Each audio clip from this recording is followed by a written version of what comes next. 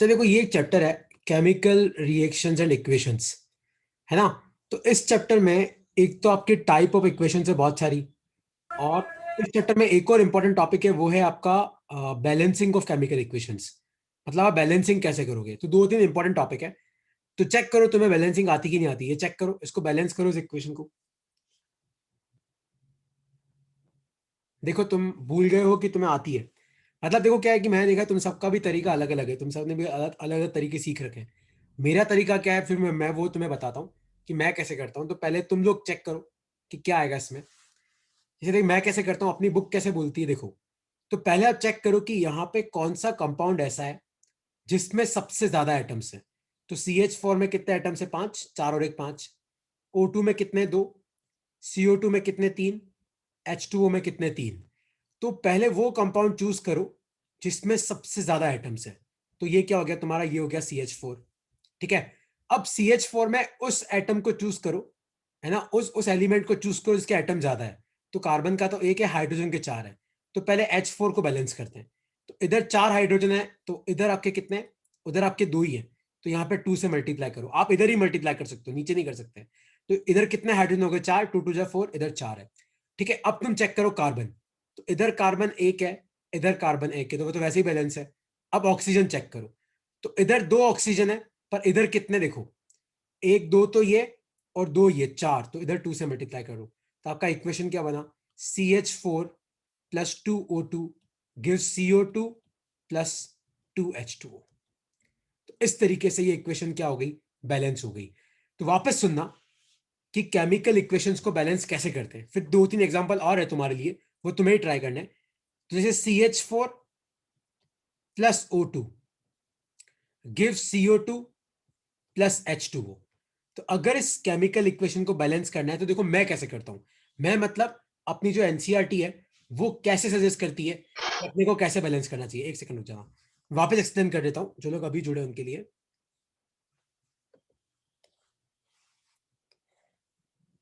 देखो, तो यहां पे है आपकी इक्वेशन क्या है, CH4 plus O2 give CO2 plus H2O। तो पहले रिएक्टेंट और प्रोडक्ट में से आप उस कंपाउंड को चूज करो जिसमें सबसे ज्यादा एटम है। तो CH4 में कितने एटम है, 5। 4 तो हाइड्रोजन का, एक कार्बन का। O2 में कितने एटम है, 2। CO2 में कितने एटम है, 3। H2O में कितने एटम है, आपके 3। तो पहले आप उस कंपाउंड को चूज करो जिसके सबसे ज्यादा एटम्स है, तो मतलब CH4 हुआ। CH4 में अब उस एलिमेंट को लो जिसके ज्यादा एटम है। तो कार्बन का तो एक ही है, हाइड्रोजन के 4 है। तो पहले अपन हाइड्रोजन को बैलेंस करते हैं। तो रिएक्टेंट में तो 4 हाइड्रोजन है, खाली 2 ही तो आपके पास कंपाउंड है। अब प्रोडक्ट में जाओ, तो 2 हाइड्रोजन है, तो हाइड्रोजन को बैलेंस कैसे करोगे, 2 से मल्टीप्लाई कर दो। तो 2 2 जा 4, यहाँ पे भी 4 है, हो गया। अब कार्बन को बैलेंस करो। तो इधर कार्बन एक है, इधर आपका कार्बन एक है, तो कार्बन पहले से ही बैलेंस है। अब O2 की बात करते हैं। तो इधर 2 ऑक्सीजन है, इधर कितने, 2 तो यहाँ पे और 2 यहाँ पे, 4। तो आप क्या करो, इधर 2 से मल्टीप्लाई कर दो। तो CH4 plus 2O2 give CO2 plus 2H2O। ये आपका बैलेंस हो गया। कोई डाउट है इसमें तो पूछो। ठीक है, कोई डाउट नहीं है। तो ये नीचे वाला तुम बैलेंस करो। Fe2O3 plus C gives Fe plus CO2। Balance करो इस इक्वेशन को। पहले चेक करो क्या ये बैलेंस है कि अनबैलेंस्ड है। तो कैसे चेक करते, देखो इधर 2 आयरन है, प्रोडक्ट में आपका एक ही आयरन है। तो ये इक्वेशन तो पक्का अनबैलेंस्ड केमिकल इक्वेशन है, इसको बैलेंस करना है। तो जो तरीका मैंने बताया आप उस तरीके को फॉलो करो, अपने आप तुम्हारा बैलेंसिंग हो जाएगा। Fe2O3 plus C gives Fe plus CO2। तो Fe2O3 plus C gives Fe plus CO2। तो Fe2O3 में कितने एटम है, 5, 3 और 2, 5। कार्बन एक है, आयरन एक है, CO2 में 3 है। तो मतलब पहले इस 5 वाले की बात करते हैं। इस 5 में भी 2 आयरन है पर 3 ऑक्सीजन है। अब तुम एक चीज ध्यान, कभी भी फसावट हो ना कि इधर 3 है इधर 2 है, तो यार फिर आप एलसीएम, 3 और 2 में आपका 3 टू जा कितना होता है, 6, है ना। 3 टू जा कितना होता है, 6। तो इधर आप क्या करो, 2 से मल्टीप्लाई करो, क्योंकि मल्टीपल नहीं है, इधर 2 होते उधर 4 होते, तो तब 2 से मल्टीप्लाई करके काम काम चला लेते। लेकिन 3 और 2 है, तो 3 टू जा कितना, लोवेस्ट कॉमन मल्टीपल कौन सा, 6 आएगा। तो 3 टू जा 6, तो इधर 2 3 जा 6 हो गया, तो इधर आप क्या करो, 3 से मल्टीप्लाई करो। तो इधर ऑक्सीजन कितने हो गए, 2 3 जा 6, इधर भी कितने हो गए 3 2 6। तो ये तो आपका क्या बैलेंस हो गया, ये आपका बैलेंस हो गया O। अब अपन आयरन बैलेंस करते हैं। तो इधर कितना आयरन है देखो, 2 2 4, तो इधर 4 से मल्टीप्लाई कर दो। ठीक है, तो आपका आयरन भी बैलेंस हो ठीक गया, है। O भी बैलेंस हो गया। अब कार्बन की बात करो, तो इधर कितने कार्बन है, 3 कार्बन है, तो यहां पे 3 लिख दो। कोई डाउट है इसमें तो पूछो कि मैंने कैसे किया ये। आकाश कोई डाउट है, कोई डाउट है किसी को तो पूछो यार, किसी आपने कैसे किया। देखो वापस एक्सप्लेन करता हूं मैं तुम्हें। देखो सबसे पहले आपके पास इक्वेशन है, चेक करो कि ये बैलेंस है कि अनबैलेंस है। कैसे चेक करोगे, तो आप गिनो कि आपके रिएक्टेंट में कितने आयरन है, 2।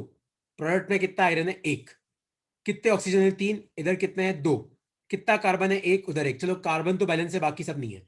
तो कैसे करते देखो, पहले आप जितने भी कंपाउंड है उन सबके नीचे नंबर ऑफ एटम लिखो। तो Fe2O3 में कितने एटम है, 5। 2 आयरन के, 3 ऑक्सीजन के। कार्बन का कितना एटम है, 1। आयरन का कितना है, 1। CO2 में कितने, 3। तो मतलब सबसे पहले अपन किस पे आएंगे, Fe2O3 पे। अब चेक करो Fe2O3 में किसके ज्यादा है, ऑक्सीजन के। तो पहले अपन ऑक्सीजन को बैलेंस करते हैं। तो इधर तो 3 है, उधर 2 है। तो अगर 3 और 2 है, मतलब अगर आपके ये दोनों मल्टीपल नहीं है एक दूसरे के, तो एलसीएम ले लो। तो 3 2 जा कितना, 6। तो यहां पे 2 से मल्टीप्लाई करो, तो 2 3 जा 6 ऑक्सीजन हो गए। इधर 3 से कर दो तो 6 हो गए। ठीक है, अब ऑक्सीजन तो हो गया, अब आयरन की बात करते हैं। तो इधर कितने आयरन है देखो, यहाँ पे 2 लिखा हुआ है और यहाँ पे 2 है, तो 2 4 आयरन है। तो यहाँ पे 4 से मल्टीप्लाई करो। आप कभी भी इधर कुछ नहीं लिखोगे, जो आपको लिखना है इस तरफ लिखोगे। तो आयरन बैलेंस हो गया। अब कार्बन गिनो, तो इधर कितने कार्बन है, 3। तो इधर 1 ही है, तो इधर 3 कर दो। ये हो गया तुम्हारा बैलेंसिंग। कोई डाउट है इसमें तो आप पूछ सकते हो।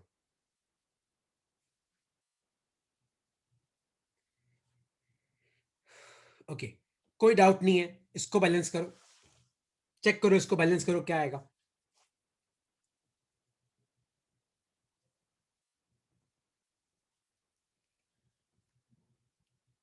चेक करो, N2 प्लस H2 NH3। तो इसमें कितने एटम है, इसमें कितने एटम है, इसमें कितने एटम है, 2 2 4। फिर यहां पे NH3 में 4 एटम है, ठीक है। हाइड्रोजन के 3 है। तो पहले अपन H को बैलेंस करेंगे। पर इधर 3 है, इधर 2 है, मैंने क्या कमा, 3 2 जा 6।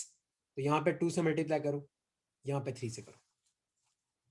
ठीक है, अब चेक करो, H तो बैलेंस हो गया। आप इधर कितने नाइट्रोजन है, 2। इधर 2, तो ये आपकी बैलेंस हो गई। कोई डाउट है इसमें तो आप पूछ सकते हो।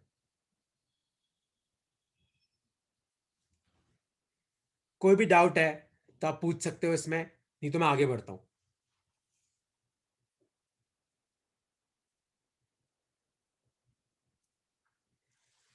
कोई डाउट नहीं है, इसको बैलेंस करो। P4O10 plus H2O gives H3PO4।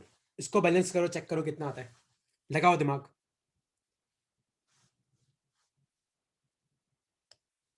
Check करो, इसको बैलेंस करो।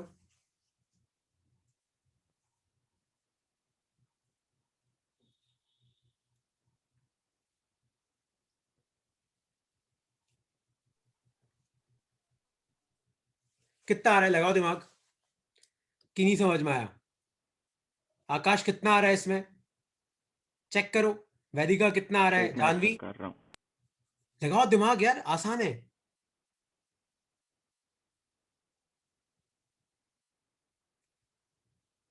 Sir P4O10 plus 6H2O gives 4H3PO4। Okay, हाँ आई थिंक इतना ही है। देखो अब कैसे करेंगे, देखो यहां पे कितने, 10 और 4 14। यहां पे कितने, 3 एटम। यहां पे कितने, 4 3 7 और 1 8। तो जिसमें सबसे ज्यादा एटम है पहले उसके पास जाओ। अब यहां पे देखो एक चीज है, तुम ध्यान रखना, P4O10, तो अब फोस्फोरस है और ऑक्सीजन है। तो तरीका तो यही बोलता है कि O को करो, लेकिन दिक्कत क्या है, यहां पे भी O है और इधर भी O है। तो अगर दोनों तरफ एक एटम कॉमन है तो दूसरे वाले को पहले कर लो। तो P4 है, तो उधर तो एक ही P है, तो 4 से मल्टीप्लाई करो। ठीक है, तो देखो आपका ये तो बैलेंस हो गया। क्या बैलेंस हो गया आपका, फॉस्फोरस तो बैलेंस हो गया। अब हाइड्रोजन की बात करते हैं। तो इधर कितने हाइड्रोजन है देखो, 4 3 जा 12, 12 हाइड्रोजन है। इधर 6 से मल्टीप्लाई कर दो, तो 6H2 हो गया। अब इधर ऑक्सीजन कितने, 10 तो इधर और 6 इधर। तो ये कितने हो गए तुम्हारे, 16 और इधर 4 4 जा कितने हो गए 16, तो ओ अपने आप बैलेंस हो गया। तो इस तरीके से करना है। तो अगर तुम्हारे पास मान लो जैसे P4O10 था, तो जो तरीका मैंने या बुक ने बताया था वो तो यही बोलेगा पहले ओ को करो, पर दिक्कत क्या है, यहां पे भी ओ है, यहां पे भी ओ है, तो दो को एक साथ कैसे करें यार। तो इससे अच्छा पहले किसको कर लो, पी को। तो जो रिएक्टेंट में अकेला एटम है, जैसे पी अकेला है तो पहले पी को कर लो, फिर बाद में देखेंगे। तो इस तरीके से किया जाता है। किसी को बैलेंसिंग में कोई डाउट है आप तो आप पूछ सकते हो यार। केमिकल इक्वेशन की बैलेंसिंग में कोई डाउट है तब आप पूछ सकते हो। भैया हाँ पूछो। मतलब कि जैसे कि कोई भी मतलब जैसे कि कोई भी जैसे कि केमिकल है तो मतलब जैसे कि ऑक्सीजन का इधर है तो सर वो दोनों साइड है, दोनों दोनों उसमें है, क्या कहते हैं इसको, रिएक्टेंट प्रोडक्ट। सर।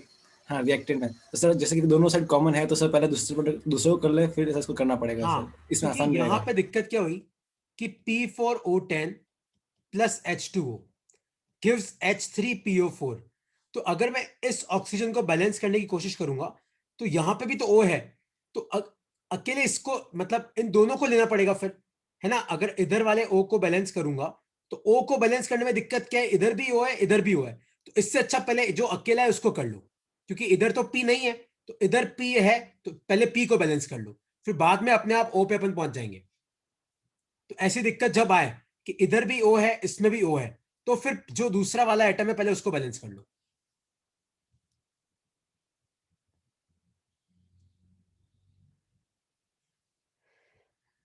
ओके। तो अब तुम लिखो, अब देखो आओ। तो क्वेश्चन है, लाइक मान लो एग्जाम में क्वेश्चन आ जाए what are chemical reaction.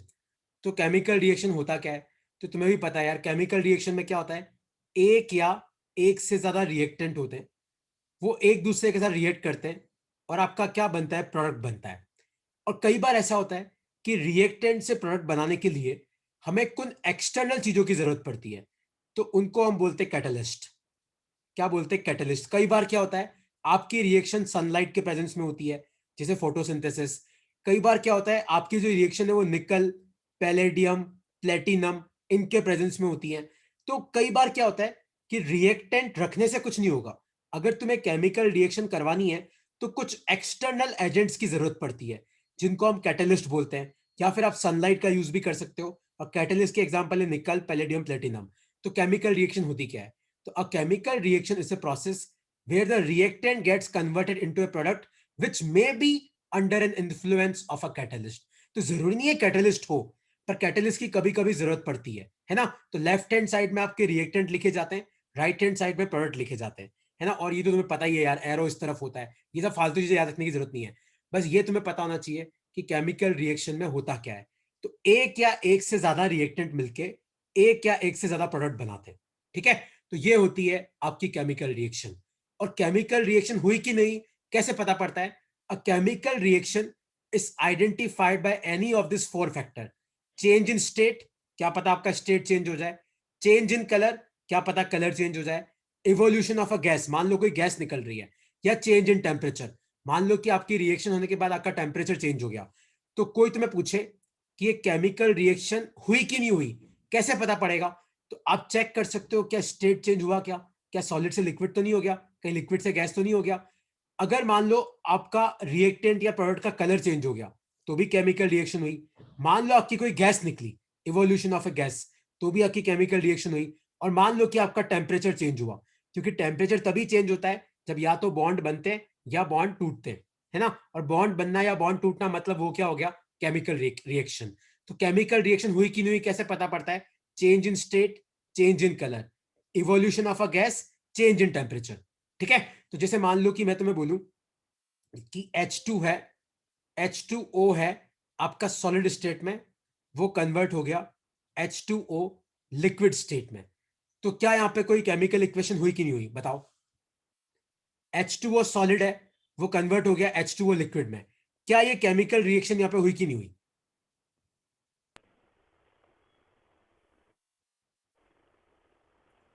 No sir. अरे तुम ध्यान से देखो, H2O सॉलिड स्टेट में, वो H2O लिक्विड में कन्वर्ट हुआ। सबसे पहला लाइन देखो, चेंज इन स्टेट, सॉलिड था, लिक्विड में कन्वर्ट हुआ। पर सर ये नया प्रोडक्ट थोड़ी है, वो वाटर वही का तो बात स्टेट है। ही चेंज हुआ है। देख, केमिकल रिएक्शन का मतलब होता है बॉन्ड का टूटना या बॉन्ड का बनना। तो H2O सॉलिड मतलब आइस है। तो होता क्या है कि जब आइस तुम्हारा लिक्विड में कन्वर्ट होता है तो बीच में काफी हाइड्रोजन बॉन्ड टूट जाते हैं। तो तुम्हें क्या देखना है, कलर चेंज हुआ कि नहीं हुआ, गैस निकली कि नहीं निकली, टेम्परेचर चेंज हुआ कि नहीं हुआ, या स्टेट चेंज हुआ कि नहीं हुआ। तो स्टेट चेंज भी मैटर रखता है।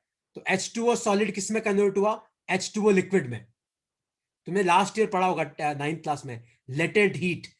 तो जब स्टेट चेंज होता है तो हम लेटेंट हीट सप्लाई करते हैं, और लेटेंट हीट के वक्त क्या होता है, आपका बॉन्ड टूटता है या बॉन्ड बनता है।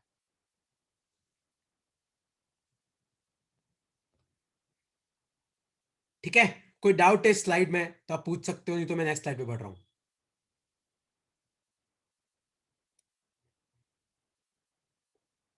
ओके, तो केमिकल रिएक्शन लिखते कैसे हैं यार, ये तुम्हें आता है ना, ये कोई बड़ी चीज नहीं है। बैलेंसिंग हम लोगों ने कर लिया, बैलेंसिंग ऑफ केमिकल इक्वेशन ये हम लोगों ने कर लिया। अच्छा, अब हम आते हैं टाइप्स ऑफ केमिकल रिएक्शन पे, कि केमिकल रिएक्शन आपकी बेसिकली अपनी बुक में चार तुम्हें याद रखनी है: कॉम्बिनेशन, डीकंपोजिशन, डिस्प्लेसमेंट या डबल डिस्प्लेसमेंट।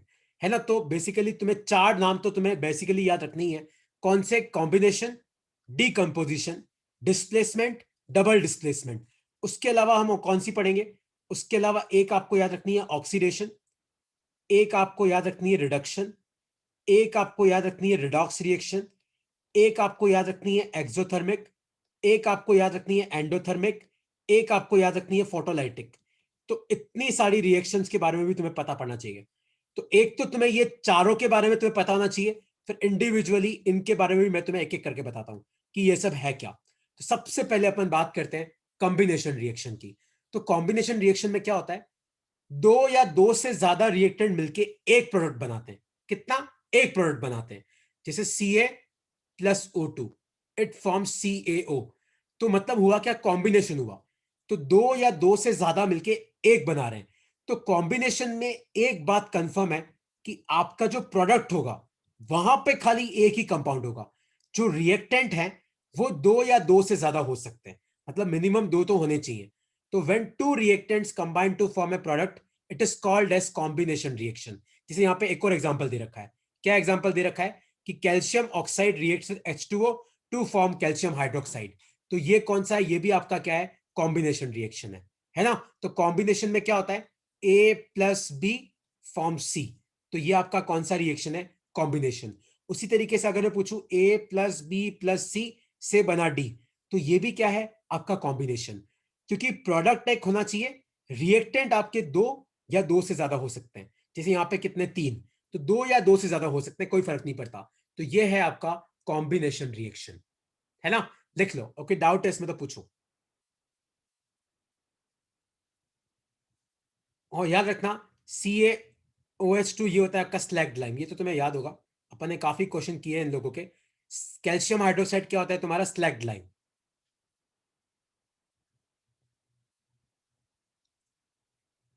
ओके, तो ये है कॉम्बिनेशन।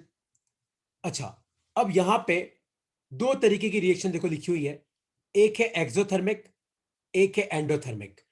तो reactions in which heat is released along with the formation of products are called as exothermic।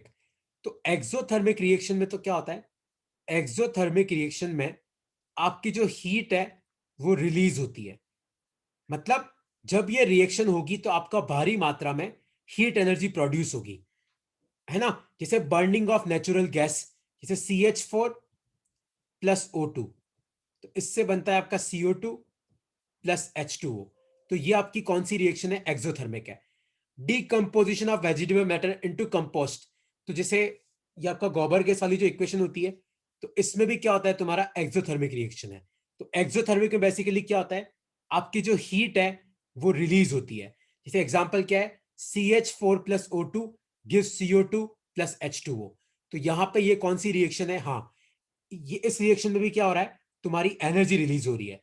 तो जिस भी रिएक्शन में आपका हीट एनर्जी प्रोड्यूस होता है वो कौन सी रिएक्शन होती है, वो होती है तुम्हारी एक्सोथर्मिक रिएक्शन। तो एक्सोथर्मिक रिएक्शन का मतलब क्या आता है, हीट का रिलीज होना। तो तुम दो एग्जांपल याद रख सकते हो, एक तो बर्निंग ऑफ नेचुरल गैस और दूसरा डीकंपोजिशन ऑफ वेजिटेबल मैटर। ये स्लाइड में तुम्हें भेज दूंगा अगर तुम्हें लिखना हो तो। नेक्स्ट है एंडोथर्मिक। तो एंडोथर्मिक रिएक्शंस वो होती हैं जिसमें आपकी हीट एब्जॉर्ब होती है। जिसमें क्या होता है, आपकी हीट क्या होती है, एब्जॉर्ब होती है। तो जैसे डाइजेशन के वक्त क्या होता है, food is broken down into simpler substances, for example rice, potato, ये सब में कार्बोहाइड्रेट होता है। This carbohydrates are broken down to form glucose. और ये जो ग्लूकोज, अब तुम ध्यान से देखना कि जो आपका ग्लूकोज है, तो हम लोग जब ऑक्सीजन इनहेल करते हैं, जैसे मान लो कि तुम भाग रहे हो, तो तुम ऑक्सीजन जब इनहेल करते हो तो ग्लूकोज ऑक्सीजन के साथ मिलता है। तो उस वक्त तुम्हारी बॉडी में क्या जनरेट होती है, उस वक्त तुम्हारी बॉडी में क्या जनरेट होती है, उस वक्त तुम्हारी बॉडी में जनरेट होती है एनर्जी, है ना। अब तुम ध्यान से सुनना, लेकिन है क्या कि इस इक्वेशन में मान लो तुम्हारे एग्जाम में क्वेश्चन है कि आपका ग्लूकोज जब ऑक्सीजन के साथ रिएक्ट कर रहा है, तो उस वक्त तो आपकी एनर्जी क्या होती है, उस वक्त आपकी एनर्जी प्रोड्यूस होती है। लेकिन शुरुआत में जब आपके कार्बोहाइड्रेट्स ब्रोक डाउन करके ग्लूकोज बनाते हैं, तो जब कार्बोहाइड्रेट से आपका ग्लूकोज बनता है, तो उस वक्त तो ये कौन सी रिएक्शन है, उस वक्त ये आपकी एंडोथर्मिक है ना। क्योंकि इस रिएक्शन को चालू करने के लिए एनर्जी की जरूरत होती है। तो डाइजेशन के वक्त जब आपका फूड है ना, जब आपका फूड है और या फिर जब आपका कार्बोहाइड्रेट है वो ब्रेक डाउन होकर ग्लूकोज बनता है, तब तो एनर्जी की नीड होती है। तो तब तो कौन सी रिएक्शन है, एंडोथर्मिक।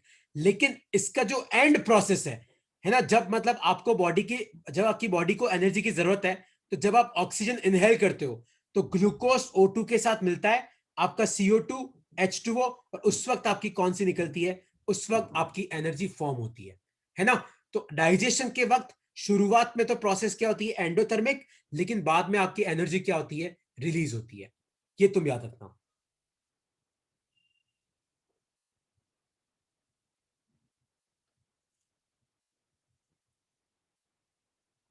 ठीक है। और फिर एक आती है आपकी डीकंपोजिशन रिएक्शन। डीकंपोजिशन में क्या होता है, आपका रिएक्टेंट एक ही होता है, आपके प्रोडक्ट मल्टीपल हो सकते हैं। जैसे कॉम्बिनेशन में क्या था, आपका प्रोडक्ट एक होता है, रिएक्टेंट मल्टीपल हो सकते हैं। डीकंपोजिशन में क्या होता है, आपका रिएक्टेंट एक होता है लेकिन डीकंपोज होकर मल्टीपल प्रोडक्ट बन सकते हैं। मल्टीपल मतलब दो या दो से ज्यादा। तो ये भी आपकी डीकंपोजिशन है, A = B + C + D। Reactant एक होना चाहिए, प्रोडक्ट आपके मल्टीपल हो सकते हैं। जैसे यहाँ पे आपको एक एग्जांपल दे रखा है, फेरस सल्फेट को हीट अप करोगे तो Fe2O3 + SO2 + SO3, हाँ, तो आपका सल्फर डाइऑक्साइड, सल्फर ट्राइऑक्साइड। तो यहाँ पे आपका रिएक्टेंट एक है लेकिन आपके प्रोडक्ट कितने, मल्टीपल। उसी तरीके से आपका CaCO3, इसको जब आप हीटअप करोगे तो आपका CaO + CO2 बनता है, ये calcium oxide plus carbon dioxide. तो ये भी क्या है, तुम्हारा डीकंपोजिशन रिएक्शन है। तो डीकंपोजिशन में क्या होता है, आपका रिएक्टेंट एक होता है लेकिन आपके प्रोडक्ट्स क्या होते हैं, आपके मल्टीपल प्रोडक्ट बनते हैं। तो वो होता है आपका डीकंपोजिशन। तो अब तक अपन ने कितनी पढ़ ली, कॉम्बिनेशन पढ़ ली, एक्सोथर्मिक पढ़ ली, एंडोथर्मिक पढ़ ली, और डीकंपोजिशन। तो डीकंपोजिशन में one reactant but multiple products, दो या दो से ज्यादा। ठीक है। और नीचे देखो यहाँ पे एक लाइन लिखी हुई है कि when a decomposition reaction is carried out by heating, heating मतलब टेम्परेचर बढ़ाने पे, then it is called as thermal decomposition.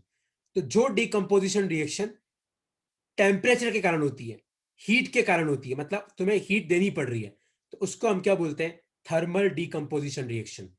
मतलब जो आपका डीकंपोजिशन है वो हीट बढ़ाने के कारण हुआ, मतलब टेम्परेचर बढ़ाने के कारण हुआ, तो उसको बोलते हैं थर्मल डीकंपोजिशन। जैसे यहाँ पे लिखा हुआ है हीट, जैसे यहाँ पे भी ये सिंबल बना हुआ है डेल, इसका मतलब भी होता है हीट।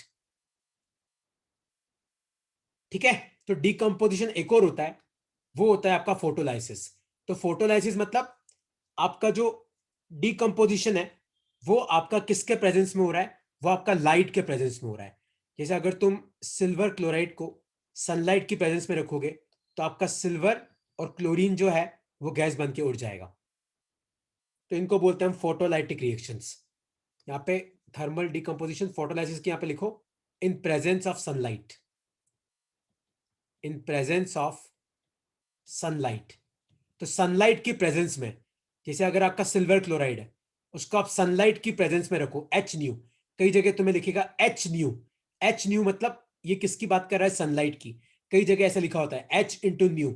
तो अगर तुम सिल्वर क्लोराइड को सनलाइट में रखोगे तो आपका जो क्लोरीन है वो गैस बन के निकल जाएगा, आपका क्या रह जाएगा? सिल्वर रह जाएगा। And photolytic reactions are used in black and white photography. ठीक है, तो यहां पे देखो लिखा हुआ है the decomposition reaction require energy इधर in the form of heat, जो अपन ने लास्ट एग्जांपल देखा था कैल्शियम कार्बोनेट वाला, लाइट जैसे ऊपर वाला एग्जांपल है AgCl वाला, और electricity for breaking down the reactants. ठीक है, और reactions in which energy is absorbed are known as endothermic reaction. ये तो अपन ने पढ़ लिया। तो ये होती है फोटोलाइसिस। तो फोटोलाइसिस किसकी प्रेजेंस में होता है? आपके सनलाइट की प्रेजेंस में होता है। लिख लो इसको अपनी कॉपी में। तो देखो नेक्स्ट क्लास में एक तो इस चैप्टर के बाकी जितने भी रिएक्शंस बच गए वो, और एक मैं तुम्हें बैलेंसिंग की शीट भेजूंगा, इक्वेशन बैलेंसिंग की, वो तुम्हें सॉल्व करनी है। और टाइप ऑफ रिएक्शन की शीट में नेक्स्ट क्लास में भेजूंगा। नेक्स्ट क्लास में बेसिकली अपना ये चैप्टर भी होगा और मैग्नेटिज्म भी होगा। तो मैग्नेटिज्म के एक दो लॉ जो मैं करा पाऊंगा वो। ठीक है, और तुम्हें कोई डाउट है सर तुम भेज सकते हो। हाँ पूछो।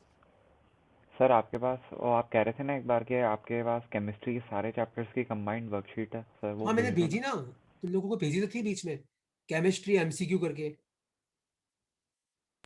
Okay sir. भेजी। देख तेरे पास नहीं हो तो मुझे बोलना, मैंने भेज रखी सबको।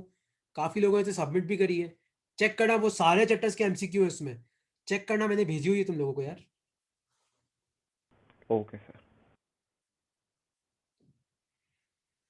ओके, तो ये स्लाइड में तुम्हें भेज रहा हूँ, तो इसमें से तुम्हें कुछ लिखना है तुम लिख सकते हो। यहाँ पे फोटोलाइसिस के ऊपर लिखना in presence of sunlight, thermal decomposition मत लिखना, लिखना है in presence of sunlight. Okay.